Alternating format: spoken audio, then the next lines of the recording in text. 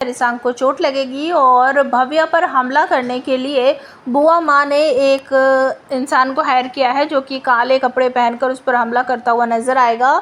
और साक्षी के कमरे से एक बहुत बड़ा सबूत मिलने वाला है भव्या और रिशांक को, क्योंकि भव्या को शक हो चला है साक्षी पर। ये सब आज रात के एपिसोड में आप सबको देखने को मिलेगा। रिशांक जो है वो भव्या की हेल्प करना चाहता है और इसी वजह से वो ऑटो में उसके साथ बैठकर जाने की कोशिश करता है, लेकिन पीछे से यह देख लेती है कि ऑटो में रिशांक बैठा है और वो सोच रही थी कि वो पता नहीं कहाँ चला गया है। भव्या धक्का मार के रिशांक को बाहर निकालती है और कहती है तुम्हें मेरे साथ चलने की कोई ज़रूरत नहीं है, मैं अपने आप कर लूँगी जो मुझे करना है।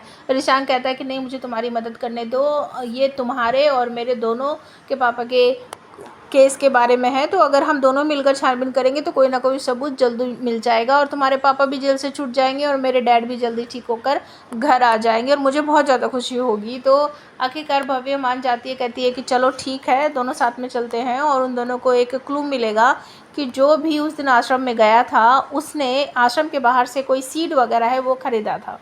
तो अब रिशांक और भव्या को दोनों पर शक हो चला है कि हो सकता है हमारे घर में कोई ना कोई हो। और दूसरी तरफ बुआ माँ जो है वो हमला करवाने वाली है भव्या पर, एक लड़की को हायर करेगी जो कि ब्लैक कलर की ड्रेस पहनकर भव्या पर हमला करेगी। और उन दोनों के बीच में ये बातचीत होगी कि अगर आपने बुआ माँ ऐसा नहीं किया, सोचा समझा नहीं, तो मुझे नहीं पता, अगर इस मोटी ने कभी मेरे पीछे पड़ी ना, इसने मेरा नाम लिया ना, तो मैं तो सीधा सा बता दूंगी कि ये सब कुछ आपका करा धरा है। और दूसरी तरफ रिशांक इस बात के लिए कहता है कि नहीं, तुम बिल्कुल भी ऐसा नहीं कर सकती, हम अपने मॉम से कुछ इस तरीके की पूछताछ नहीं कर सकते। लेकिन भव्या जिद करती है कि मुझे तुम्हारी मॉम के कमरे में जाना है, मुझे वहाँ छानबीन करनी है, उनसे 2-4 सवाल करने हैं। लेकिन रिशांक मना कर देता है, धक्का मुक्की में गिर जाता है, उसकी चोट लग जाती है, उसके बैक में जो टी शर्ट पहने रखती है तो वहाँ पे थोड़ा सा ब्लड लग जाता है। उसे देखकर भव्या भी घबरा जाती है और जैसे ही भव्या रिशांक की मॉम के कमरे में जाती है तो वहाँ पर जो साक्षी है वो भी देखकर घबरा जाती है और कहती है कि तुम्हारी वजह से चोट लगी ना, रिशांक को तुमने मारा ना